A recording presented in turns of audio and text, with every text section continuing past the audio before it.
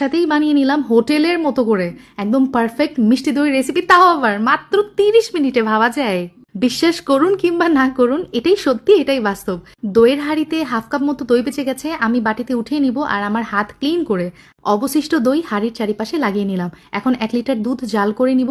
একটা বাটিতে half cup চিনি, 1/4 কাপ গুঁড়া দুধ একত্রে মিক্স করে দুধের মধ্যে এভাবে মিলিয়ে নিলে দুধের মধ্যে কিন্তু কোনো লাম্পস পাকে না। 5 মিনিট মতো জাল করে চুলা অফ করে দিয়েছি। আর দুধের টেম্পারেচার যখন একটু কুসুম গরম অবস্থায় আসছে, এই পর্যায়ে আমি 1 টেবিল চামচ এখানে ঘি ব্যবহার করেছি, আর ওই যে বেঁচে যাওয়া দইটা দিয়ে দিলাম। এখন সবকিছু খুব ভালো মতো হ্যান্ড উইক্স দিয়ে মিক্স করে সেম দইয়ের পাত্রে আমি ঢেলে দিব এবং একটা মোটা তলযুক্ত কড়াইয়ের মধ্যে এই পাত্রটা আমি 30 মিনিটের জন্য একদম চুলা লো আছে জাল করে নিয়েছি। চুলার জাল অফ করে দিব আর এভাবে টাওয়াল দিয়ে আমি ঢেকে রেখেছিলাম যতক্ষণ না পর্যন্ত এই হাঁড়িটা ঠান্ডা হয়ে যাচ্ছে।